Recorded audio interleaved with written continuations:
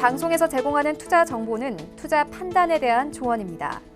방송에서 제공하는 주식의 가치, 가격 상승 및 가격 하락에 대해서는 방송사에서 보장하지 않습니다.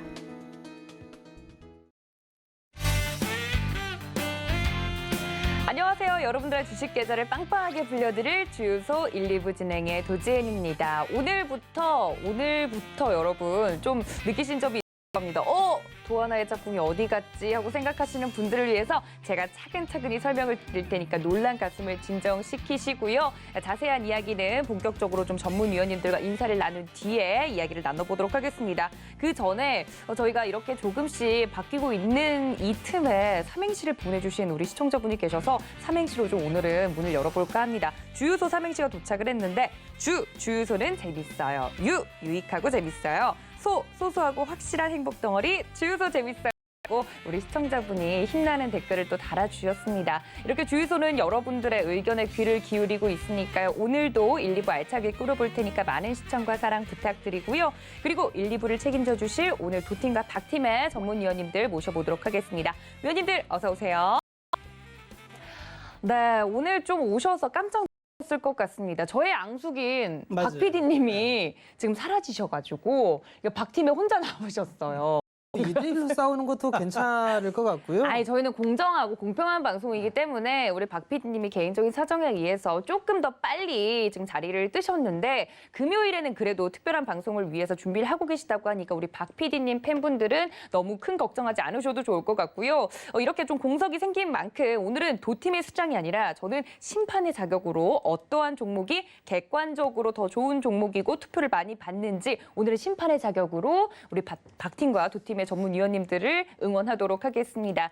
방식은 동일합니다. 두 위원님께서 말씀을 해주신 오늘 각 팀의 종목을 투표해 주시면 되는데요. 보시고 샵 008 2번 어떤 팀의 종목이 더 좋습니다. 궁금합니다라고 보내주시면 되니까 많은 참여 부탁드리고요. 노란 톡도 활짝 열어두고 기다리고 있을 테니까 많은 참여 부탁드리도록 하겠습니다. 박은재 전문가님 오늘은 진짜 도팀으로 못 도와드립니다. 기꺼이 보내드립니다. 알겠습니다.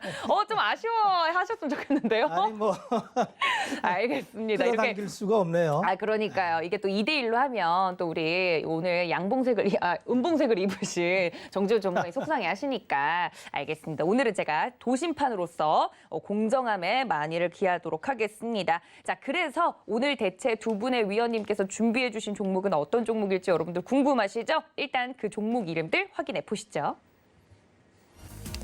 네, 오늘 붙을 두 종목은요. 네, 세아제강 대 한라홀딩스 붙었습니다. 네, 저희가 뭐 전문위원님들과 이야기를 미리 나눈 것은 절대 아니지만 가끔 이렇게 같은 날에 오시는 전문위원님들은 나도 이 종목 굉장히 좋다고 생각했었는데 다른 팀에서 준비해 왔다 뭐 이런 이야기들을 가끔 하시더라고요. 요일에 같이 나오다 보면 이렇게 텔레파시가 가끔 통하나 봐요. 일단 세아제강과 한라홀딩스인데 각각 종목에 대해서 첫 번째 포인트 이야기를 좀 해주시면 좋을 것 같아요. 세아제강 준비해 주신 분? 손? 네. 굿! 저의 짱친이셨던 맞아요. 네, 이제 좀 떨어져 있으니까 네. 거리감이 있으니까 조금 더 마음이 편안하기도 합니다. 그런가요? 제가 너무 옆에서 전문가님 해서 했나요? 아니 안 챙겨도 되니까. 네, 알겠습니다. 세아제강 준비해 주셨는데 세아제강 어디를 그렇게 좋게 보셨어요? 기본적으로 하는 게 그냥 이름 그 자체에서 나타나죠. 강관, 구조관, 배관제 이런 것들을 합니다. 유정용 송구관 이런 것들을 하는데 기본적으로 국내 내수는 이제 구조관과 배관제 하는데 강관 제품이 계속적으로 인상이 돼요. 그래서 스프레드가 계속 유지되고 있다.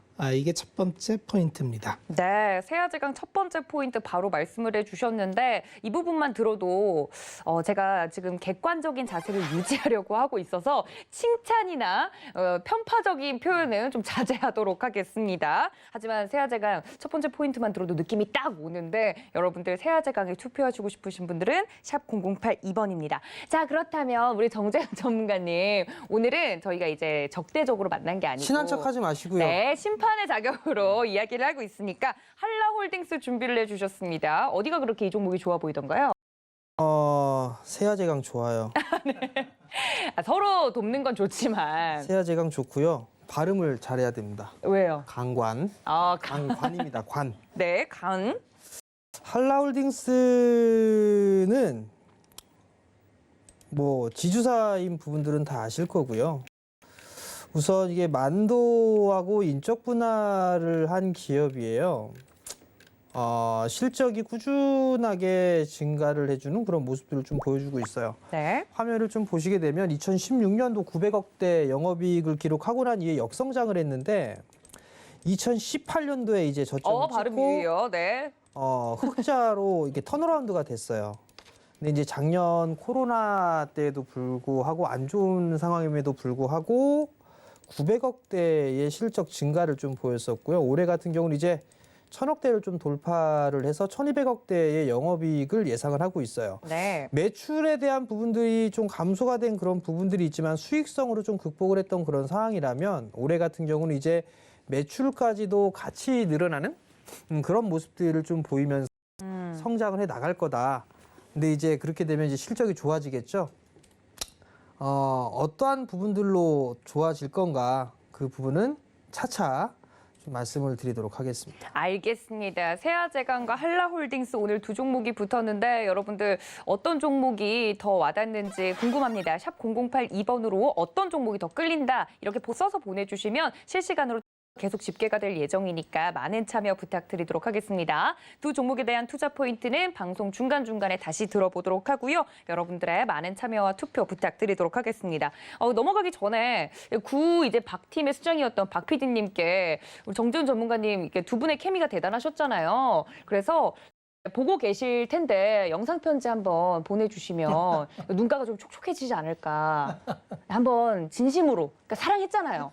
네, 이게 메시지 한번 보내주세요. 보고 싶다라든지 I miss you라든지. 다음부터는 나오지 말고 본업에 충실하시고 PD 짓 할 거면 계속 PD로만 하셨으면 좋겠고요. 또 하나 말씀드리자면 네, BGM 깔아주세요. 이분이 네. 일부러 안 나오시는 것 같아요. 일부러 왜? 네. 이제 날짜까지 잡은 것 같더라고요. 더 이상 얘기 못 할 것 같고요. 네. 배신자야. 네, 이렇게 이게 또 리더의 공석이 또 이게 든 사람은 몰라도 난 사람은 안다고 또 이렇게 보고 싶으신가 봐요. 아주 사랑이 듬뿍 담긴 메시지까지 보내드렸으니까 박 PD님 보고 계세요. 네, 여러 많은 분들이 박 PD님의 빈자리를 느끼고 있다고 하니까 조속히 돌아와 주시기를 근데 바랍니다. 아마도요. 네네. 박 PD가 좀 소심한 게 있어요. 아니 그러니까 좀 유튜브 들어와 있을 거예요. 들어와 있는데 채팅은 안 하고 이제 뭔 얘기 하나 지켜보고 있을 거예요. 뻔해요. 안 봐도 비디오야. 이분들이 내 얘기 하나 안 하나. 네. 박 PD님 보고 싶어 이런 책글이 누구한테 오나 뭐 이러면서 막 기다리고 있을 거예요. 네. 그러니까 여러분들 많은 사랑과 관심 부탁드리고요. 그러니까 있을 때 잘하지 그랬어요. 네? 있을 때 잘하지 그랬어요. 아니 없으니까 이렇게 속이 편한데? 네, 아닙니다. 이거는 우리 정재훈 전문가님 개인의 의견이라는 점 말씀드리도록 하겠습니다. 자, 이렇게 빈자리가 느껴지지만 어쩔 수 없습니다. 저는 오늘 심판의 자격으로 왔기 때문에 두 종목에 대해서 하고 굉장히 객관적으로 이야기를 들어볼 거기 때문에요. 두 종목을 들어보시고 이야기 들어보시고 어떤 종목이 좋겠다 하시는 분들 샵 0082번으로 지금 바로 문자 주시면 투표가 가능하다는 점 다시 한번 알려드리도록 하겠습니다. 자, 일단 오늘 투표를 받을 두 종목에 대해서 이야기를 나눠봤으면 오늘 시장에 대해서도 이야기해봐야 될 것 같습니다. 시장 이야기는 주식 뇌구조로 들어가 보도록 하죠. 두 전문위원님들의 키워드는 어떤 키워드들일지 먼저 첫 번째 전문위원님부터 만나보도록 하겠습니다. 네, 옆에 나오고 있죠. 비추세, 수급, 환율, 그리고 중소형주, 바벨 전략 적어주신 거 보니까 팔은 안으로 걷는다고 우리. 손 들었습니다. 네, 아이고 이거 맞추려고 한 건 아닌데 우리 박은재 전문가님이신 것 같고 두 번째 전문가님 볼까요? 네, 순환매, 베이시스, 반도체, 박스권, 수급이라고 적어주셨습니다. 오늘 시장 같은 경우는 그래도 강보합권에서 마무리가 된 모양새였는데 좀 인상적인 부분이 있다면 두 분이 같이 적어주신 수급이 아닐까 싶어요. 외국인 수급이 좀 10거래일 만에 들어와서 많은 분들이 좀 이제 긍정적인 신호로 봐도 되나라고 생각하시는 분들도 있을 것 같아요. 두 분 동시에 수급이라고 적어주셨으니까 시장 어떻게 보셨는지 이야기해 주실까요? 시장은 지금 비추세입니다. 네. 비추세라는 건 추세가 없다는 얘기죠. 비추세 구간에서는 여간에서 수익이 안 납니다. 아마 시청 기자도 대체적으로 지지부진할 걸로 판단이 됩니다. 수익은 시장이 주거든요. 그러면 지금 비추세 구간이 언제 끝나느냐에 관심을 가져야 되고 비추세 구간에서도 소순환 사이클은 있습니다. 잠시 후에 혹시 오늘 제가 이제 이기게 된다면 강연을 하게 된다면 네. 왜 이렇게 순환 사이클에 대해서 돌아가면서 그래도 지금 주도하는 게 있죠. 뭐 매일 작은 섹터들이 움직여요. 음식료도 움직이고 네. 의류도 움직이고 소비주 안에서 소비주, 그렇죠? 네. 뭐 항공주 움직이고 그런데 그거를 추세라지는 않습니다. 구별해야 돼요. 시장이 추세라는 건 주도주가 나타나서 시장을 끌어갈 때 이제 주도주라는데 지금은 그게 없어요. 그래서 비추세 구간이고 비추세 구간에서는 대체적으로 전략을 비추세 구간에 맞게 다음을 기다리는 전략을 주된 전략으로 하고 나는 뭐 절대 수익을 추구해야 되기 때문에 어떠한 시장에서도 수익을 내야 돼. 그런다면 굉장히 발빠르게 지금 아주 자그맣게 움직이는 소추세를 따라가면 됩니다. 그런데 이제 전략을 지금 시장의 흐름을 정확히 읽고 들어가야 된다는 말씀을 드리고 네. 두 번째는 이제 수급이라는 얘기를 안 할 수가 없는데 네. 수급 얘기를 하는 이유는 주식 시장은 그냥 수급에 의해서 결정이 돼요. 보통 아무리 이제 기업의 펀더멘탈이 중요하고 차트로 위치를 잡는다 해도 네. 수급을 이길 수가 없습니다. 그럼 수급이 언제부터 꼬였냐를 보면 대체적으로 4월 21일 뭐 이때부터 이제 외국인이 1조 4천억을 매도하면서 네, 그때부터 수급이 힘들어지기 꼬였어요. 시작했군요. 네. 그 이전에 뭐 힘들지 않았는데 그래서 얼마의 매도가 나오느냐 하면 외국인이 4월 21일부터 해서 11조 매도를 합니다. 이게 이제 한 달 기준은 아니지만 한 달 기준으로 해도 지금 한 뭐 10조 가까이 매도가 9조 얼마 될 텐데 작년 3월 달에 코로나 때 받은 매도 물량이 12.7조인가? 이게 역대 월간 이달이 아마 두 번째 최대 매도일 겁니다. 그 매도하는 섹터가 대체적으로 IT와 자동차예요. 그 뭐 저 투자자별 주체를 보면 압니다. 그러면 이거는 우리 시장이 뭐 어렵다 이런 게 아니에요. 뭐 IT가 이제 끝났다 이래서 파는 게 아니고 최근에 이제 미국의 기술조 조정과 다른 자산 시장인 가상화폐 시장, 비트코인 이쪽 시장 무너지는 거 이쪽하고 다 연관이 됩니다. 그러니까 자산 시장은 상호 연관성이 굉장히 강해요. 따로 주식 시장을 우리가 보지만 다른 시장을 통해서 이제 자금이 순환을 합니다. 네. 순환 속에서 포지션을 강화시키는 포지션이 있고 포지션을 줄이는 포지션이 있는데 지금은 국내 대주주는 외국인이죠. 외국인이 35% 비중인데 하도 많이 팔아대서 이제 한 34%까지 비중이 줄었어요. 외국인 비중이 줄어야 돼요. 그거는 바른 방향입니다. 왜냐하면 외국인 비중이 너무 많아서 외국인은 너무 휘둘려요. 근데 외국인이 이렇게 비중을 줄이는 거는 아주 단순하다는 거예요. 얘들이 어떤 뭐 한국 시장을 비관적으로 본다 할지 아니면은 뭐 한국 시장을 떠난다 할지 이런 게 아니고 그냥 차익 실현 앤드 기술주에 대한 비중 조절이에요. 그럼 이게 언제까지 가느냐를 봐야 되는데 결국은 테이퍼링 이슈까지 갈지 아니면 다른 대만이나 이제 미국이 필라델피아 반도체가 우리나라보다는 좀 좋은 흐름이니까 그걸 따라갈지를 봐야 되는데 내일이라도 의미 있게 외국인이 네. 1조 이상 매수가 들어와야 돼요. 이 분위기가 바뀌려면. 네. 그때까지는 비추세다. 이렇게 보시면 됩니다. 네, 시장에 추세가 없고 방향이 없어서 많은 분들이 지금 수익을 내기 어려워하실 것 같은데 정재원 전문가님도 수급에 대해서 적어주셨어요. 뭐 쓸 게 없어서 쓸 게 없으면 이름 석자라도 적지 그러셨어요. 정재훈 쓸려다 말았죠. 내가 테마다 이렇게. 정재훈이랑 뭐랑 뭐 연관이 있냐? 혹시 제가 사실 박 PD 이렇게 쓸까도 했었어요. 네. 오늘 이 자리에 없는 그분을요. 네. 네. 유튜브엔 있더라고요. 지금 채팅창에 출몰을 해서. 네. 네. 일단 지금 봐야 될 거는 뭐 박 의원님께서 좀 말씀을 많이 해주셨어요. 사실 시장은 박스권으로 보고 있는 그런 상황들이고요. 사실 이게 굳이 이 한국 시장이 생각하면 생각해서 좀 짜증도 나고 좀 화도 나요. 전 세계적으로 밸류를 따져봐도 한 손에 꼽혀요. 네. 제일 싼 쪽으로 봤을 때 한쪽으로 손을 꼽히고 상당히 좀 저평가가 되어 있는 그런 상황들인데 사실 이게 왜 이런 식이 계속 진행이 될까?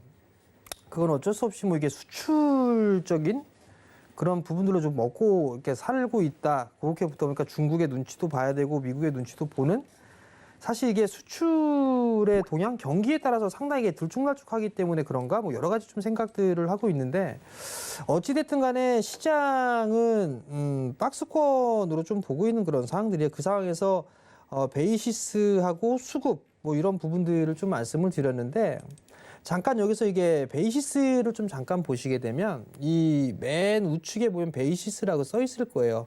선물과 현물의 차이라고 좀 보시면 좋은데 사실 이게 정상적인 거는 선물 가격이 좀 높아야 돼요. 최근 이 작년 코로나가 그 이후로 공매도가 좀 금지가 됐었죠. 그러면서 이 베이시스가 음수가 된 건가요? 음수가 된 거예요. 이걸 네. 백어데이션이라는 좀 표현을 많이 하는데 이 백어데이션 상황이 폭이 커지게 되면 프로그램 쪽의 매도가 좀 상당히 많이 나왔었어요.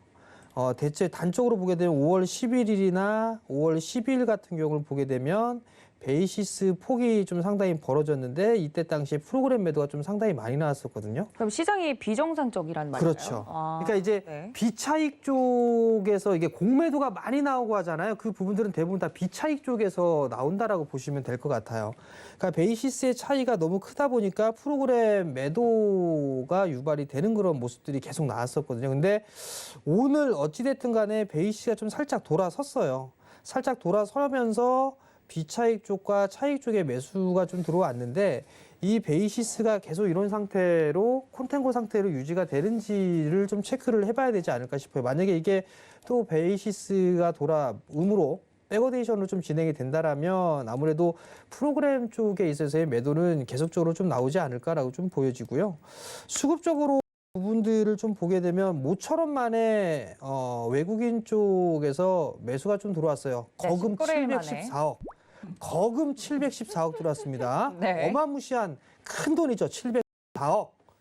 근데 올해 또 이걸 보게 되면 5월 달부터 시작해서 보게 되면 거의 8조 9천억을 매도를 했어요. 5월 한 달 동안 아직 한 달이 안 됐는데 공매도가 좀 시행이 되고 난 이후에 8조 9천억이라는 돈을 매도를 했는데 다행인 거는 기관 쪽에서 그나마 일부 좀 매수를 해주는 그런 모습들을 좀 보였단 말이에요. 결국은 올해 들어서면서 1월 달 들어서면서 21년 들어서면서 외국인 쪽은 17조 원의 매도를 했었고 기관 쪽 같은 경우는 32조예요. 대부분 다 연기금 쪽에서 좀 차지를 하지 않았을까라고 좀 보여지는데 이 수급이 좀 개선되는 그런 모습들이 나와줘야 돼요. 이제 연기금 쪽은 그렇게 크게 안 나온다라고 가정을 하게 된다라면 남아있는 거는 외국인 쪽에서의 매수세가 좀 들어와 줘야 시장의 흐름들은 좀 반등이 나와줄 수가 있을 거예요. 근데 아직까지는 외국인 쪽에 있어서 강한 매수세가 좀 나오지가 않는다라는 거. 근데 최근에 조금 이상한 흐름들이 좀 보여지는 거는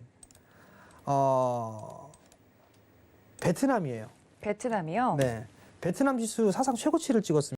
대만 말씀하시는 거죠? 베트남 호치민 지수를 보시게 되면 네. 최고치를 찍었어요. 사상 최고치입니다, 이거. 그렇다는 얘기는 신흥시장 쪽에 있어서의 개선에 대한 기대감? 뭐 이런 부분들 놓고 볼 수가 있을 것 같고요. 또 한 부분들은 달러 인덱스를 좀 볼 수가 있어요. 지금 이 달러 인덱스 같은 경우를 좀 보게 되면, 90을 좀 하회하는 그런 모습들이 나타난다라는 거? 달러 약세가 유지가 되는 그런 모습들을 보이게 된다라면, 안전자산에서 위험자산으로도 이동을 할 수가 있는 그런 상황들이거든요. 그러면 이런 부분들 가지고 혹시나 외국인 쪽에 있어 수급 개선이 될 수 있을까? 요 추이는 좀 계속적으로 좀 확인을 해봐야 되는 그런 부분들이지만 네. 어찌됐든 간에 베트남 지수가 움직임이 좀 나와주고 있다라는 거 그리고 대만이 반등이 좀 나와주고 있는 그런 상황이지만 어찌됐든 신흥시장 쪽에 있어서 서서히 좀 돌아서는 그런 부분들이 아닌가 그런 생각이 좀 들어요. 근데 좀 더 추이는 지켜봐야 되는 그런 사항들이고 결국은 한국 시장이 쫙 치고 나가는 그런 모습들을 보이려면 삼성전자하고 SK 하이닉스가 움직여줘야 돼요. 그쵸. 삼성전자가 좀 매수를 해주는 그런 모습들을 보여줘야 되는데 여전히 매도예요. 여전히 매도가 좀 나와주는 그런 모습들을 좀 보여주고 있어서 이게 좀 개선되는 그런 모습들이 좀 나와줘야 되는데 하이닉스는 좀 매수를 해줬지만 삼성전자 같은 경우는 여전히 매도 우위예요.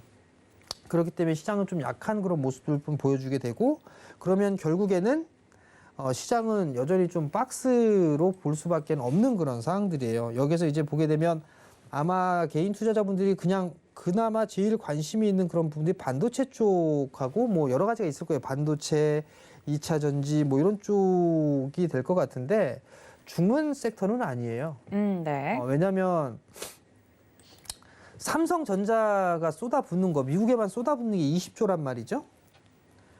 국내에 쏟아붓는 게 뭐 몇십 조, 수십 조가 아니라 100조가 넘을 거예요. 국내 설비 투자를 하고 있는 그런 부분들이 돈을 쓰는 그런 상황에서 IT 쪽 섹터가 과연 죽을 수 있을까? 그 부분들은 아닐 거예요. 향후 몇 년 동안의 설비 투자를 좀 진행해야 되는 그런 부분들이기 때문에 장비주들이나 이런 부분들 소재 쪽이나 장비주들 쪽 같은 경우는 많이 올랐기 때문에 어느 정도 매물 소화 기간을 거쳐야 돼요. 그러다 보니까 상대적으로 좀 싸 보이는 그런 종목군들이 좀 순환이 나온다라고 좀 보시면 좋을 것 같거든요. 또 치고 나가기 위해서 쉬어가는 그런 구간이다라고 좀 보시면 좋을 것 같은데 이게 이제 오랜 시간이 되다 보니까 지치는 거예요. 그렇죠. 지쳐버리게 되니까 이제 아유씨 매수가만 올라가게 되면 털어버리고 안 한다 뭐 이런 생각들도 좀 많이 하고요. 상대적으로 소비주가 그렇죠. 가니까. 그러다 보니까 이제 상대적인 소외를 느끼는 거란 말이에요. 네. 그러면 그렇게 올라갈 수 있는 것들을 미리 준비를 하면 돼요. 지금 이제 IT 쪽 섹터 많이 올라갈 것이다라는 것 때문에 매수를 했는데 올라가지 않고 몇 개월 동안 계속 횡보했단 말이에요. 대신에 뭐 철강 쪽이 올라가고 그다음에 뭐 화학 쪽이 올라갔고 내수 쪽이 움직였단 말이에요. 그러면 그들 종목군들 또 따라 들어가서 사버리게 된다라면 올라가는 걸 막 보고 사버리게 된다라면 또 IT처럼 기간 조정에 들어갈 수도 있는 그런 상황들이란 말이에요. 그러면 추후에 올라갈 수 있는 부분도 올라가지 않은 것들에 훨씬 더 좋은 방법이에요. 근데 그 중에서도 하나를 꼽을 수가 있는 게 수급적인 부분들이에요. 외국인이 됐든 기관이 됐든 매수 유입이 시작되는 것들. 주가가 올라가지 않은 상황인데 매수가 유입되는 그런 종목군들 같은 경우 그래도 충분히 좀 볼 수 있지 않을까 그렇게 좀 보시면 좋을 것 같고요. 결국은 시장이 움직이기 위해서는 즉 박스권역을 탈피하기 위해서는 삼성전자가 움직여줘야 된다라는 거 그리고 외국인 쪽에서 매수를 해줘야 된다라는 거 그 부분도 좀 기억을 하시면 좋을 것 같고 변동성 구간에서 이제 박스권역이다 보니까 네. 박스를 딱 지키지는 않아요. 좀 더 뭐 1% 부족할 수도 있고 1% 넘칠 수도 있어요. 박스권이 딱 정해진 게 아니라 이탈을 했다가도 들어올리는 그런 모습들을 좀 보일 수가 있거든요. 그렇기 때문에 지금 구간에서는 저점 이탈했다고 손절하고 올라탔다고 해서 다시 그러면 오히려 더 엇박자를 탈 수 있을 거예요. 그렇기 때문에 그 부분들을 좀 하시면 좋을 것 같고 종목장으로 계속 진행될 거다. 왜? 대형주는 힘드니까. 그리고 한 가지 더 마지막으로 좀 말씀을 드리면 이제는 급등 대형주 막 예를 들어서 현대제철처럼 쫙 올라가는 그런 모습들이 있었을 거예요. 그러니까 무슨 얘기냐면 현대제철이 아니라 동국제강처럼 이렇게 쫙 급등주 마냥 이렇게 올라간 적이 있을 거예요. 네. 이런 거 이제 안 나옵니다. 공매도 때문에. 공매도 때문에 계단식으로 아마 매물 소화를 해 나가면서 움직일 거예요. 그 분들 꼭 기억을 하시고 너무 올라가 있는 종목군들 같은 경우는 숨고르기 타이밍을 좀 기다려보는 그런 전략도 필요하다라는 것까지 좀 말씀을 드리고 싶습니다. 네, 박스권에서 움직이는 종목들 가 굉장히 어려울 것 같은데 뭐 시장이 가기 위해서는 삼성전자 가야 된다 말씀을 드렸는데 중소형주라고 또 적어주셨어요, 전문가님? 왜 적었을까요? 중소형주를 봐야 된다고 생각해서 보신 걸까요? 지금까지 중소형주가 탄력이 좋았는데 네. 이 시장이 굉장히 복잡계입니다. 최근에 중소형주가 좀 기스가 났어요. 네. 왜 났을까요? 아까 말씀하신 거에서 힌트를 얻자면 수에서 비트코인하고 좀 연관이 있지 않을까요? 암호화폐가 여기서 또 등장하나요? 암호화폐가 반토막이 났습니다. 맞습니다. 그럼 통상 자산 가격이라고 하는 건 흔히 하는 착각이 대부분의 사람은 가격만 봐요. 네. 현재 암호 자산 비트코인 시장은 펀더멘탈이 없죠. 그렇죠. 굳이 얘기한다면은 뭐 이런저런 얘기를 할 수 있겠지만 스토리를 네. 그런다 해서 본질 가치 추정하기는 어렵습니다. 그러니까 그쪽은 이제 대단히 가격의 추세, 관성이 작용을 합니다. 그래서 정말 거침없이 많이 올랐던 자산을 보고 대부분의 사람이 이제 사면 오른다라는 믿음이 수반돼서 네. 후속 매수세가 계속 팔로우업이 되면 쭉 올라요. 이런 건 그러다가 주식이랑 똑같아요. 갑자기 이제 반토막이 뚝 나면 어떤 통상 현상이 나오느냐 하면 네. 지금 그 시점부터는 이제 고민을 하는 거죠. 레버리지 쓴 사람도 있고 그러면 그 사람들이 손절을 하기는 어려워요. 그러면 처음에 드는 생각이 물타자입니다. 네. 내려갈 때마다 물타자가 네. 기본적인 속성인데 얘기했지만 이제 다 이게 연관 상호 커넥션이 있다 보니 그러면 주식도 많이 했겠죠. 네. 그러면 비트코인 하는 사람들이 삼성전자 살 것 같지는 않아요. 그 투자 성향상. 네, 성향상. 네. 그러면 아마 핫하게 움직이는 중소형주나 이런 쪽에 더 아마 맞으실 것 투자금이 같은데. 많을 겁니다. 네. 그러면 물타면은 뭘 팔까요? 예. 중소형주를 파는 거예요. 그렇군요. 팔고 지금은 아마 물 타는 과정이 지금 그래서 이제 소형주가 이렇게 움직였던 거는 대형주가 정체되면은 순환 사이클상 중형주나 소형주 바턴을 받아서 움직이고 대체적으로 소형주에 편입되는 것들이 이제 가벼운 종목이니까 이제 시총이 작은 뭐 음료나 의류나 뭐 이제 제지나 뭐 이런 쪽이 될 겁니다. 아니면 뭐 이제 제약 바이오 핫한 것들 네. 그런 쪽이 이제 팔면서 올라요. 그런데 우리가 이 가격만 보고 갈 때는 아까 이제 정 의원께서도 말씀을 하셨지만 이 지금 가격이 미래 가격을 얼마나 반영하는지 정확히 알기가 어려워요. 그 대부분은 잘 올라가면은 그 관성만 보고 더갈 거야. 지금 잘 올라가니까 네. 이걸 사야 되는 거야. 라고 가는데 대체적으로 이제 순환매 끝에 가면 이게 또 저쪽에 바닥에서 겼던 놈이 올라가는 게 대체적인 순환 흐름입니다. 그러면 그 그래프를 볼 때 이제 월봉이나 이런 걸로 기간을 한번 카운팅을 해보세요. 그래서 카운팅을 스스로 호흡을 고르면서 1, 2, 3를 세야 됩니다. 1, 2, 3를 세서 그 호흡이 나하고 맞는지 안 맞는지를 잘 카운팅을 해보고 절대적인 밸류에이션도 한번 체킹을 해보고 그러고 나서 따라가는 거지 시세만 보고 쫓아가면 언제 팔까요? 네, 항상 고민이죠. 들어가는 건 충동적으로 들어갔는데 파는 것도 매도 결정하기가 어렵죠. 왜냐하면 어차피 내가 산 게 가격만 봤기 때문에 이제 산 순간 이제 두 가지 고민이 나옵니다. 더 오를 것 같기도 하고 너무 많이 올라서 떨어질까 봐 불안하고 이 두 가지가 항상 교차를 해요. 그래서 이 호가창 보고 있으면서 올라가면 더 올라라 하고 못 팔아요. 왜? 더 올라갈까 봐. 그러니까요. 자고 일어나면 올라가 있을까 봐. 근데 이제 거꾸로 떨어지면 또 못 팔아요. 왜냐하면 또 손절매가 되니까. 네. 그래서 투자는 그렇게 단순한 게 아닙니다. 이게 내가 느낌으로 감으로 올라갈 것 같아서 사죠 다. 근데 경험해 보시지만 처음엔 잘 샀어요.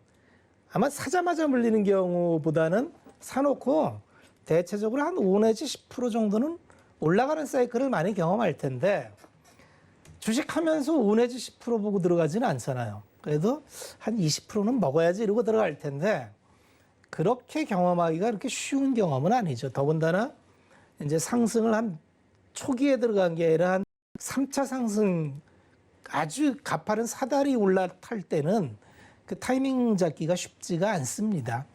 그래서 두 번, 세 번 반복드리지만 투자는 기본기가 있어야 돼요. 이게 투자를 카지노 게임 하듯이 홀짝 게임 하듯이 이렇게 해가지고 계좌에 수익 난다는 거 기대하면은 안 됩니다. 작년처럼 아주 드물게 1년 내내 전 섹터가 올라갈 땐 뭘 사도 수익이 나니까. 근데 올해처럼 순환이 빠르고 세타 회전이 빠를 때에는 계속 뒷북만 잡을 확률이 많아요. 그러면 계좌 그냥 녹아내립니다. 차라리 계속 얘기지만 바벨 전략을 통해서 자기 자리 지키면 제대로 종목이면 자기 순서가 옵니다. 그걸 믿고 자기 순서를 기다려야 돼요. 그리고 연간 목표를 계획을 해야 돼요. 이 주식하면서 100%를 낸다. 그런 투자자가 어디 있습니까? 기본적으로 주식 투자의 목표 수익률이라고 하는 건 네. 합리적인. 아우, 그래서 네. 공금리의 몇 배. 그래서 두 자릿수 수익이면 정말 잘하는 거고 네. 20% 수익 내면 전 세계 탑 클래스의 투자자예요. 대신 기회 없이 안정적으로 마이너스 없이 네. 이 마이너스 없이를 꼭 기억하십시오. 마이너스가 없으려면 내가 계획되지 않은 투자를 해가지고 마이너스 안 나는 경우는 없습니다.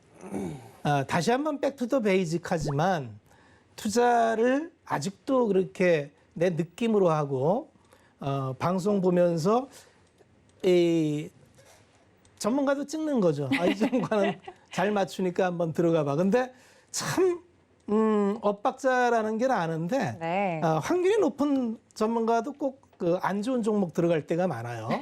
그러면 또 욕하고 이제 딴 전문가 가고 네. 좀 지속성이 필요합니다. 투자라는 건 그 오랜 시간에 걸친 레코드가 필요해요. 한순간 한 타임 그 티켓 끊는 게 아니고 콩구 먹듯이 하는 게 아니고. 네. 이거를 완 티켓 끊어가지고 이번 한 타임은 여기에서 이번 한 타임은 여기에서 이렇게 하는 게 아니고요. 왜냐하면 캐릭터나 자기 스타일이 드러나려면 상당한 기간이 지나야 그 레코드가 검증받은 레코드고 네. 확률이라고 하는 거지 이번 한 종목 맞췄다 해서 잘한다 못한다 그렇게 하는 건 아니라는 거죠. 지금도 마찬가지로 순환의 의미를 알고 시장을 요새는 탑다운 방식이 많이 통하니까 그래서 탑다운 방식으로 내가 설정을 했다면 비중을 얼마나 둘지 정도를 전략적으로 접근하지 않으면 올해 시장은 하반기까지도 굉장히 어려운 시장이 계속 전개될 확률이 많아요. 왜 그러냐면 탑다운 방식에서 금리 노이즈가 생기기 때문에 이제 테이퍼링이 시작되면 또 한 번 노이즈가 나올 겁니다. 그 다음에 또 실적에 대해서 기대치보다 또 계속 실적 체크 들어가야 되죠. 그래서 실적이 잘 나올 줄 알았는데 안 나오면 또 노이즈가 생길 거고요. 또 금리, 그 다음에 원자재 이런 것들이 원가에 반영돼서 가격 전가를 하는지 그래도 수요가 살아나는지 이런 것들을 다 봐야 되기 때문에 답을 정해놓고 하는 게 아닙니다. 그런 걸 다 추적해가면서 봐야 되기 때문에 참 투자가 쉽지 않습니다. 이게 뭐 그런다고 뭐 못할 건 아닌데 네. 그렇게만 말씀을 드릴게요. 네, 두 분께서 시장 이야기를 좀 해주셨을 때 공통적인 부분을 찾아보자면 뭐 지금까지 시장을 쭉 봤을 때 이렇게 박스권에 갇힌 시장에서 뭔가를 적극적으로 하기보다는 좀 관망 태도가 좀 유리하겠다라는 말씀과 더불어서 왜 저희가 포트폴리오라고 이야기를 하겠습니까? 모든 전문가님들이 다 이제 말씀을 해주시는 종목들이 좋은 종목들만 쏙쏙 고르면 가장 좋겠지만 그렇게 해서는 데이터베이스를 쌓았다고 볼 수가 없습니다. 여러분들 포트폴리오라는 건 가장 수익이 잘 나는 종목들만 가지고 가는 게 아니고 나의 투자 스타일이나 체질에 맞는 종목들을 가지고 꾸려 나가는 것이 포트폴리오이기 때문에 이 부분에 대해서 좀 더 백투더 베이직 가장 기초로 돌아가서 나의 포트폴리오 스타일이나 기초 체력은 얼마나 되는지 여러분들 좀 테스트를 해보시는 계기가 되기를 어차피 지수가 이렇게 박스권에 갇히고 수익이 잘 않는다면 이 부분에 대해서 다시 한번 좀 짚고 넘어갈 필요가 있다는 말씀까지 해드렸으니까 이 점까지 참고 부탁드립니다. 자, 시장에 대해서 이렇게 두 분의 의견 들어봤으니까요. 정리하고 넘어가도록 하죠. 네, 두 분의 의견을 종합해서 이야기해 드리도록 하겠습니다. 박원재 전문가님께서 말씀해 주신 것처럼 추세가 없습니다. 비추세 시장이기 때문에 많은 분들이 힘들어하시는 것 같은데 이럴 때일수록 포트폴리오 여러 전략 중에 바벨 전략을 추천을 드린다고 말씀을 드렸습니다. 그리고 정재훈 전문가님께서도 박원재 전문가님이 말씀해 주신 대로 수급과 관련된 부분을 좀 더 자세하게 봤는데 외국인과 기관이 매수, 종목군은 관심이 하다라는 말씀과 더불어서 지수보다는 지금은 종목이 개별적으로 튀는 시장이기 때문에 이 부분을 눈여겨보자 말씀드렸습니다. 자, 다음 코너로 좀 넘어가 보도록 하겠습니다. 다음 코너는 종목 집합소 시간인데 오늘은 어떤 종목들이 저희 앞에 도착을 했는지 궁금하네요. 저희 레이더망에 걸린 종목들 함께 만나보시죠. 네, 먼저 인기 검색 상위 종목입니다. 개인들이 가장 많이 들어가 있다는 삼성전자, 그리고 아이진, 셀루메드, HMM, 진원생명과학과 셀트리온, FNF 홀딩스까지 이름을 올렸습니다. 거래대금 상위 종목도 보죠. 네, 삼성전자, HMM, SK하이닉스, 애니플러스, 한일단조, 선익시스템과 K사인까지 이름을 올렸습니다. 자, 시청자 접수 종목도 마지막으로 볼까요? SK하이닉스, 그리고 카카오, 셀트리온 헬스케어, 피롭틱스, 진원생명과학, 아시아나, IDT, 그리고 초록뱀 미디어 이름을 올렸습니다. 교집합 종목들 골라보도록 하죠. 네, 세 가지 종목 오늘도 추려봤는데요. 이현제약, 한화에어로스페이스, 대한항공 이름을 올렸습니다. 이야기 나눠보도록 하죠. 네, 이렇게 세 가지 종목이 올라왔는데 이 종목들이 교집합에 걸렸다는 건 많은 분들이 좀 궁금해한다는 소리일 것 같아요. 뭐 항공주도 있고, 그리고 한미 정상회담 때문에 더 핫해진 항공 관련된 그 우주항공과 관련된 종목도 있고 여러 가지 종목이 있는데 뭐부터 볼까요, 전문가님들? 끌리는 종목 있나요? 아, 옆에서 쿡쿡 찔러야 되는데. 아, 제가 팔이 짧아가지고 네. 아마 이게 그 박 의원님도 맞네. 박 의원님도 아, 텔레파시 통하신 거예요 지금? 하나 에어로스페이스가 있을 거예요. 네. 근데 이게 오늘 12%대 급등을 했어요. 네, 어제도 오르긴 했는데 오늘 오른 이유가 뭘까요? 누가 많이 사니까? 그렇죠. 네. 정답. 누가 많이 사면 많이 올라요. 네. 근데 외국인이 겁나게 많이 샀어요.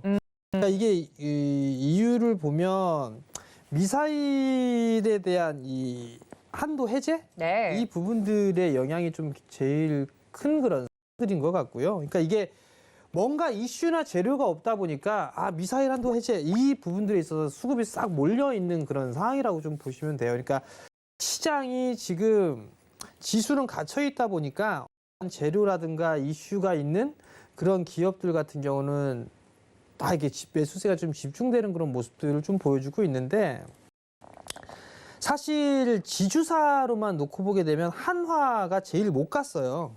네. 네, 보게 되면 산업재 쪽 섹터면 두산도 많이 올라갔어요.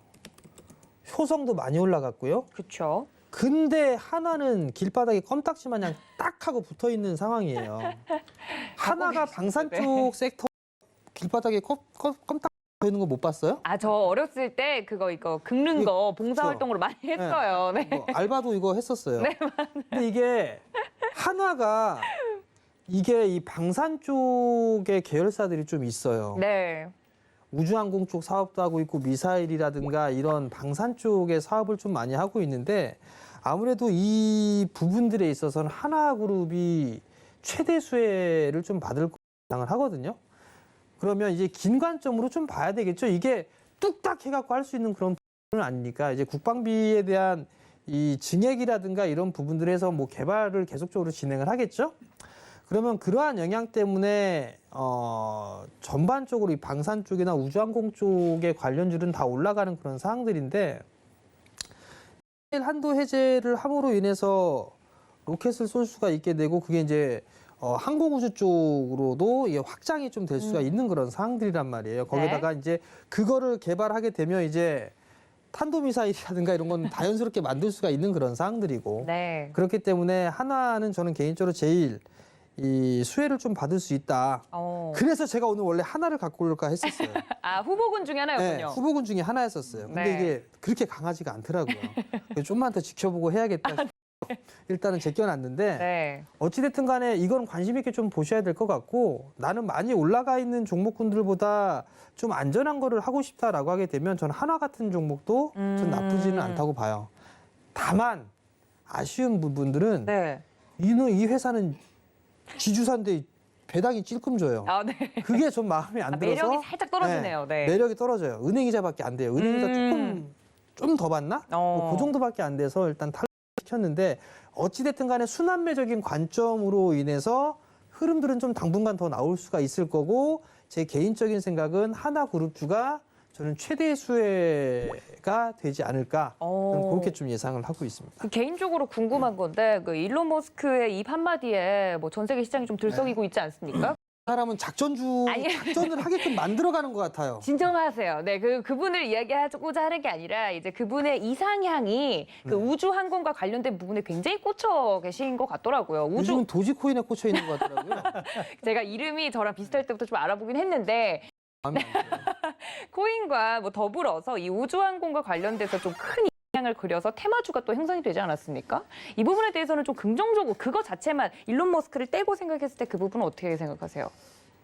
이거는 인류의 꿈이죠. 그렇죠. 이번에 미사일 사거리 해제된 거는 이게 이전에는 이제 이 우주항공이나 이런 게 방산이었잖아요. 그렇죠. 거기서 끝이었죠. 이거를 해제로서 이제 민간 영역으로까지 확장이 된다고 봅니다. 이를테면은 실질적으로 이제 뭐 군사용으로 확장이 되겠지만 우리나라 로켓 기술이 대단히 좋은 나라 중에 하나입니다. 그러면 우리라고 우주품을 못 만들까요? 한다면 할 수 있을 것 같아요. 그리고 그거에 가장 앞서서 투자했고 지금도 그룹 자체의 역량을 집중시키는 그룹이 한화. 그렇군요. 네, 그래서 한화는 이거를 이제 그 경영자를 보라 그러잖아요. 실질적으로 한화솔루션 그다음에 삼성과의 인수, 사업 인수 이런 거를 다 이제 첫째인 김동관 사장이 진행을 했는데 이 우주 산업을 총괄 베이스 캠프를 삼고 김동관 사장이 와서 총괄 주의를 합니다. 그랬다는 얘기는 이제 이쪽에서도 뭔가 성과를 내려고 하는데 이거는 좀 날개를 달아준 꼴이 된 것 같아요. 그리고 실질적으로 이제 이러한 단기 프로젝트이기 때문에 네. 단기적으로 이제 모멘텀 생겨서 오르고 또 한동안 쉬겠죠.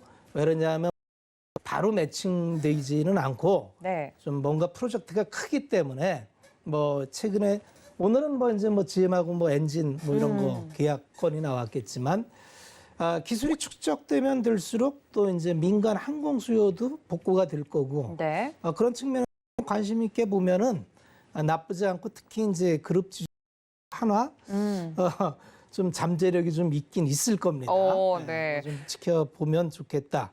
네. 그렇게 생각이 드네요. 두 분 다 긍정적으로 좀 한화에 대해서 이야기를 해주신 점 인상적이고요. 많은 분들이 지금 채팅창에서 한화 가지고 있는데 한화 눈여겨보고 있었는데 지금이라도 사야 되냐 이렇게 이야기 나오고 있네요. 바꾸겠습니다. 한화가 좋아 보이세요?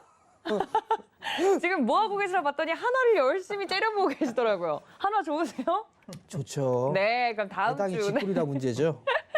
알겠습니다. 우리 전문가님 참 고배당주 그게 참 매력 우선인데 그렇게 안 줘서 좀 아쉽다고 말씀을 해주셨는데 한화 관련돼서도 한화 에어로스페이스 오늘 또 급등의 종목이기 때문에 다뤄봤습니다. 자, 다른 종목은 또 어떤 종목 볼까요? 제약을 제가 해야 될 것 같네요. 네, 느낌이 오시나요? 네. 두 분이 텔레파시가 정말 잘 사실은 통해요. 두 종목 중에 하나를 해야 된다면 하나를 얘기하고 싶었고 이현제약은 네. 이제 이슈니까 이현제약이 뭐 이런 난리가 없네요, 그죠? 네. 뭐 한 달에서 쭉 올랐다가 뭐 아니라니까 쭉 빠졌다가 다시 한 달이니까 상한가 치고 왜 이럴까요? 이유가 있습니다. 타당한 이유가 있고요. 이현제약의 주가 흐름을 보려면은 그 이전에 이제 바이로메드하고 V020이 이제 그 유전자 치료제 수탁 계약을 맺어가지고 그걸 뭐 생산하기로 계약을 맺은 사건이 있습니다. 그래갖고 이현제약이 이제 뭐 CB 투자해가지고 50억을 바이로메드에 헬릭스미스죠. 사명이 바뀌어서 투자한 적도 있어요.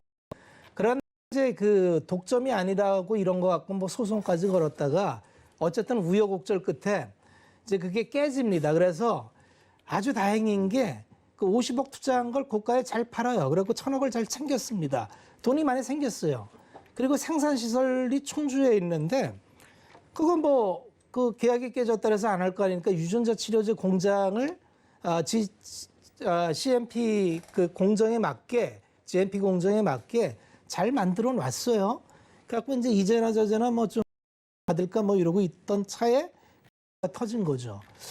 야, 그 뭐 이거 우리가 그거 했던 건데 이렇게 되는 겁니다, 지금. 네. 이거 뭐 우리가 예전에 뭐 그 유전자 치료제 하려고 했는데 뭐 mRNA도 비슷한 거 아니야? 이렇게 된 거예요. 그런데 미리 준비했기 때문에 유전자 치료제, 세포 치료제 원료 및 의약품 이걸 일괄적으로 다 할 수 있는 걸 아주 우연찮게 다 만들어 놨어요. 그래서 공시를 보면은 뭐 공시가 하나 나옵니다, 이게. 네. 공시를 하나 볼게요. 최근에 유상증자를 하고 설비 투자 공시가 나와요. 유상증자 제3자 배정을 삼성증권에 하고 그다음에 전환사채 발행을 하고 신규 시설 투자를 해요. 근데 2,100억 이렇게 늡니다. 이 돈이 생긴 건 투자한 거 잘 팔아서 그 현금하고 이제 유상증자하니까 되는 거예요. 어떻게 될지 모르겠습니다. 근데 지금 백신은 어쨌든 국가적으로도 이제 주권이 걸려 있고, 이제 삼성바이오로직스가 이제 SP로 하잖아요. 프로덕트만. 그러다 보니까 원료를 안 하고 뭐 그 병입 과정 게 뭔 부가가치냐 이런 논란이 있지만, 그럼에도 불구하고 그것도 뭐 가치가 있다 이런 얘기를 합니다. 그런데 사실 삼바에 어울리는 계약은 아니겠지요. 네. 삼바가 그러려고 전 세계 1위의 뭐 캐파 설비를 만든 건 아니라고 봅니다. 근데 바로 하더라도 아마 배양액 같이 하려면은 이현제약의 이 설비가 도움이 될 확률이 꽤 있습니다. 그러니까 지금 전혀 뜬구름은 아닌데 아시겠지만 뭐 카더라로 다 가잖아요. 네. 근데 이현제약은 적어도 실체가 없지는 않습니다, 지금. 설비 다 해놨고, 공장도 지금 투자한다라고 이런 상황입니다.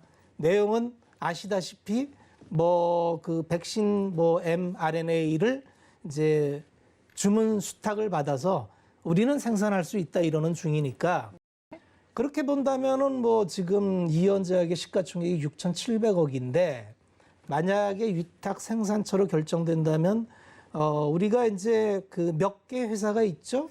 제약회사 중에 작년에 정말 핫했던 회사가 요새는 이름이 바이넥스 같은 경우가 이제 그런 경우였는데 업앤다운을 하지만 네. 여기가 10,000리틀 정도 하는 걸로 이제 증액을 했죠. 15,000리틀 또 증액을 했는데도 굉장히 핫한 이슈를 받았는데 만약에 이제 이현제약이 진짜 모더나나 이런 쪽에 그 수탁을 받게 된다면 네. 이건 뭐 좀 의미가 있다 이렇게 봐야 되는데 그럼 되느냐? 그건 모릅니다. 그건 알 수가 없어요.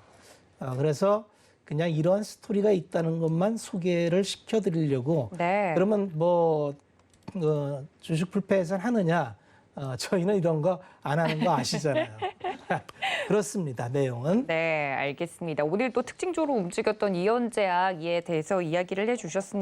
그 종목 보고 넘어갔는데, 네, 지금 투표를 받고 있는 실시간 투표 현황이 아래 나가고 있네요. 세아제강이 조금 더 앞서고 있습니다. 한라홀딩스 믿지 못하시겠나요? 네, 한라홀딩스가 571표로 지금 조금 뒤처지고 있는데, 전문가님. 이거 오늘 지면 하나로 바꾸시겠어요? 박 PD 때문이에요.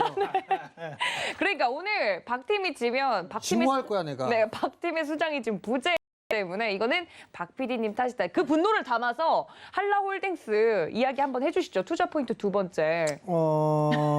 살을 날리세요. 뭐요? 네. 그런 얘기하면 큰일 나요. 도끼를 담아서 해주세요.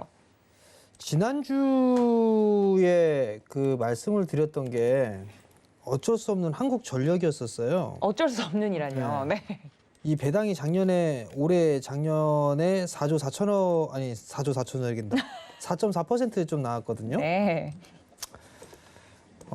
근데 이 한라홀딩스 같은 경우에 작년에 배당이 5.3%가 나왔어요. 은행 이자의 4배가 조금 안 되네요. 은행에 적금을 넣는 이유를 저는 도무지 이해가 안 됩니다. 또 왜 1%대에 그 내고 나서 15.4%를 내고 네. 뭐 받을 게 있다고? 저는 이거 사서 배당 받겠어요. 저는. 또 열심히 은행 모시는 이자- 분들도 있죠. 허허. 네. 은행 이자보다 3배 이상이 많습니다. 원금 손실 자체를 싫어하는 에이. 있잖아요. 원금 손실을 볼 수가 없을 정도니까 그 종목을 얘기를 하는 거죠. 네, 알겠습니다. 네. 끝이에요. 알겠습니다.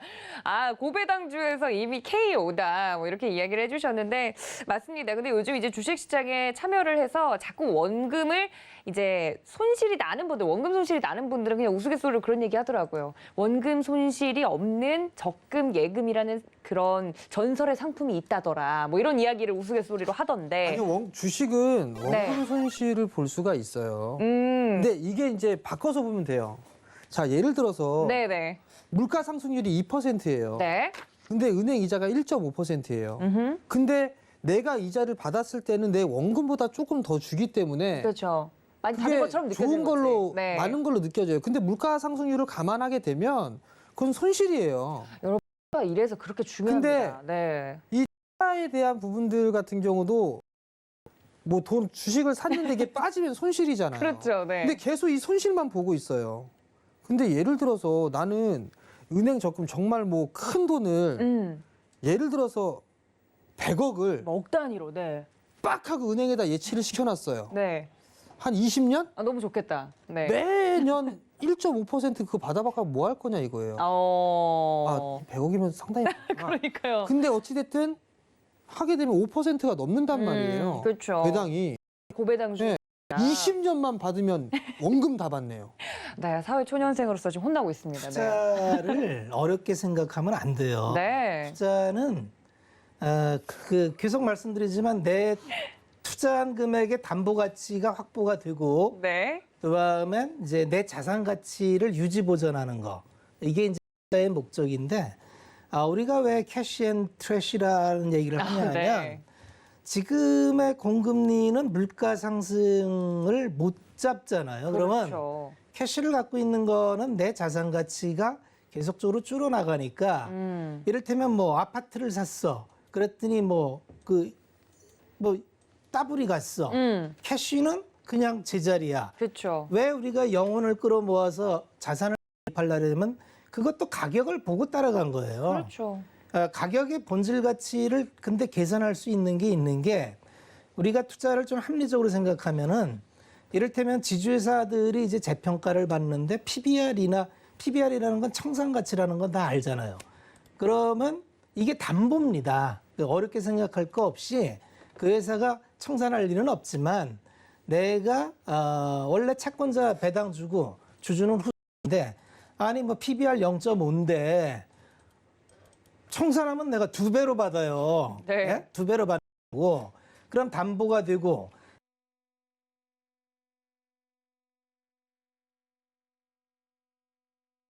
기간 내에 리스크만 감당하면 되는 거니까 그러면 대체적으로 여러 사업회사를 갖고 있는 지주회사가 네. 가까운 시일 내에 망한다는 가정은 좀 어렵죠. 그게 싫으면 포트폴리오를 하고 그렇죠. 그러면 합리적으로 내가 은행에 돈이 100억이 있어. 그럼 지주사 10개를 포트폴리오 묶어서 가면은 배당 수율 앤드 자산 차익이 변동이라는 게 주가라는 건 이 변동성을 두려워하면 안 됩니다. 네. 변동성은 굉장히 좋은 거예요. 왜냐하면 변동성이 있기 때문에 투자를 하는 겁니다. 그런데 이 변동성을 이용할 줄 모르니까 그래요. 그러면 지주회사는 대체적으로 변동 박스가 작기 때문에 내가 기준을 세워서 네. 차익을 먹기로 하면은 네. 그냥 편안하게 먹습니다. 내가 안 하니까 그렇지. 그래서 떨어질 때마다 분할 매수. 기준점에서 올라가면 분할 매도하면은 변동성도 먹고 배당도 먹고 담보 가치 있고. 네. 그래서 뭐 연간 보면은 10% 웬만한 사람 다 낼 수 있어요. 정말입니다. 안 하니까 그래요. 그러니까. 그러면 그걸 왜 합니까? 그러면 에이 뭐 주식하면서 10%를 10% 벌기 쉽지 않습니다. 네. 내가 마음 편히 하면서. 네. 맞아요. 여러분들 투자를 너무 어렵게 생각하지 마라 주십사 이런 이야기를 해주셨는데 그러면 정재훈 전문가님이 또 이야기를 해주셨으니까 박원재 전문가님 바로 이제 투자 포인트 두 번째 조건 좋을 것 같은데 세아제강. 세아제강. 네. 두 번째 포인트. 네. 세아제강은 유정령 강관이 사실은 주력이에요. 그런데 이제 우리나라는 석유 채굴을 할 일이 없죠. 그럼 대체적으로 미국이 이걸 많이 하는데 유가와 연동이 됩니다. 요새 미국이 그 원자재 가격을 받아요. 원자재가가 다 올라가는데 미국은 생산 시설이 없어요. 그동안에는 중국에서 공급받았는데 이제 중국 거 안 쓴다래죠. 미국이 뭐 관세를 자꾸 뭐 움직여요. 철폐한다래요. 왜 그럴까요? 예, 자기들 산업 소재가 없어서 그래요. 이 얘기는 뭘까요? 국내에서 미국에 수출한 레코드 있는 기업들은 하나씩 다 살펴봐야 됩니다. 특히 커머더티 관련. 세아제강은 미국의 에너지 관관을 수출을 해요. 그런데 쿼터 제한에 걸어서 지금 50%밖에 수출을 못 하는데 잘 살펴볼 필요가 있습니다. 알겠습니다. 세아제강에 대해서 두 번째 포인트 이야기를 해주셨는데요. 저희가 시간이 없어서 바로 다음 코너로 좀 넘어가자고 이야기를 해주시네요. 다음 코너 같은 경우는 종목 진품 명품인데 사실 종목 같은 경우는 직접 좀 감정가를 새롭게 제시해달라는 시청자분들의 요청으로 이루어진 종목들이니만큼 꼭 봐야 될 것 같습니다. 어떤 종목들이 도착했는지 일단 볼까요? 네, 삼성화재, 그리고 JNK 히터, 대덕전자, 두산중공업, 서린바이오 도착을 했고요. 다음 종목들도 볼게요. 셀루메드, 강원랜드, 캐리소프트, 흥국석유, 동진세미캠 도착을 했습니다. 자, 이 중에서 전문위원님들이 한 종목씩 정도 봐주시면 좋을 것 같은데 박원준 전문가님, 이 종목 중에서는 감정가 새로 쓸만한 거 있을까요? 뭐랄까요? 강원랜드를 해볼까요? 강원랜드요. 강원랜드는 뭐 다 알죠. 강원랜드 국내 유일 카지노. 그렇죠. 사람들이 카지노 안 할 것 같죠. 예, 어려운 시기에도 다 합니다. 그 매출을 보면은 이렇게 나와요. 그런데 이제 과거의 매출은 안 나오죠, 당연히. 매출 추이를 보면은 이게 작년에 코로나 때문에 뚝 떨어졌습니다. 이제 회복을 하죠. 그러면 우리가 장기 차트를 보면 좋다 그랬죠. 장기 차트를 강원랜드의 재무는 이제 영업을 2001년부터 시작을 합니다. 4천억에서 출발해서 정말 역성장 없이 꾸준히 2019년까지 성장을 해요.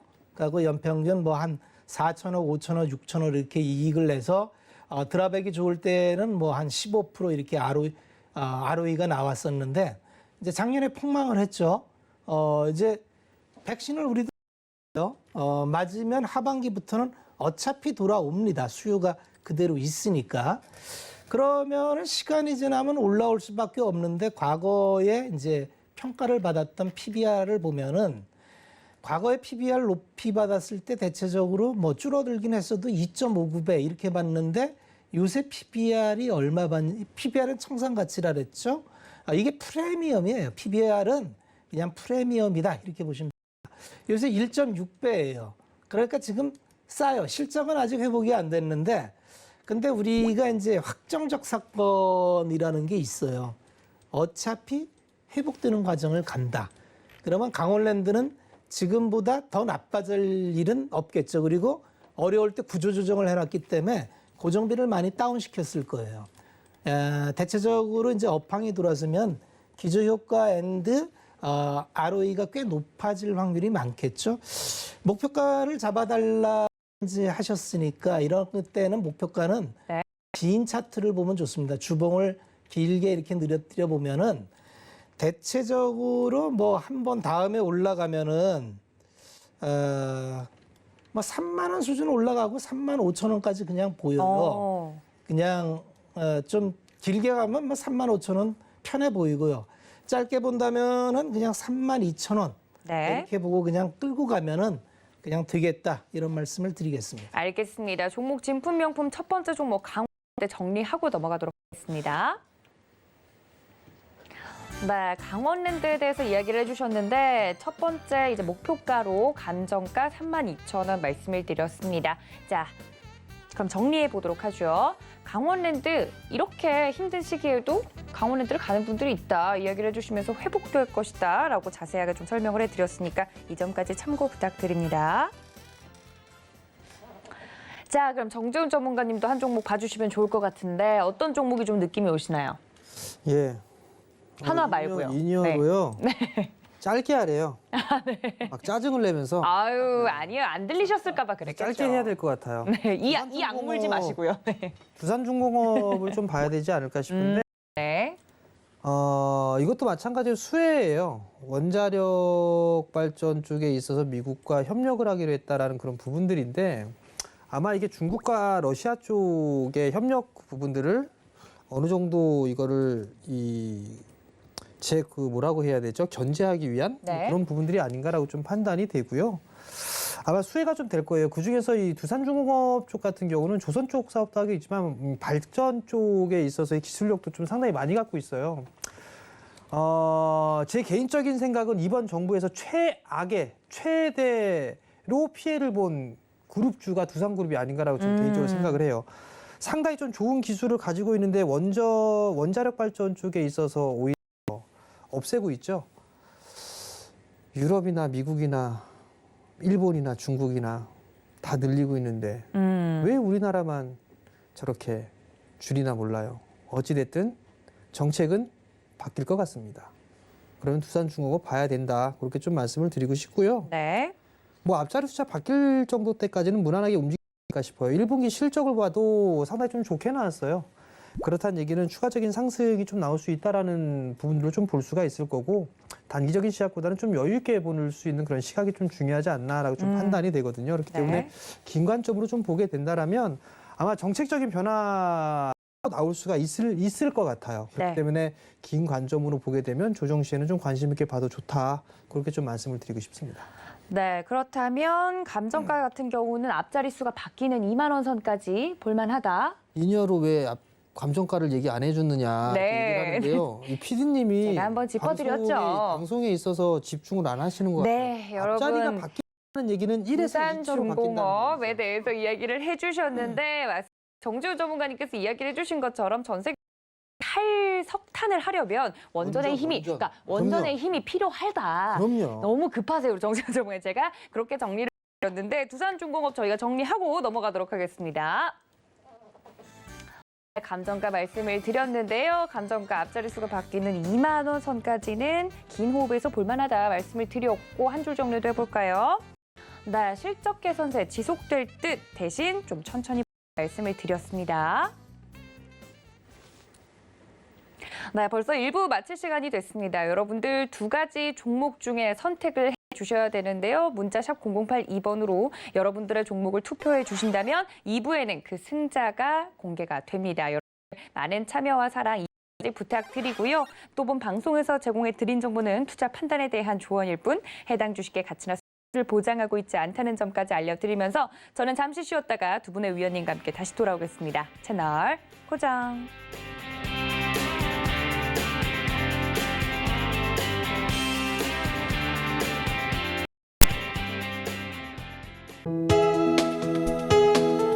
본 방송에서 제공하는 투자 정보는 투자 판단에 대한 조언입니다. 방송에서 제공하는 주식의 가치, 가격 상승 및 가격 하락에 대해서는 방송사에서 보장하지 않습니다.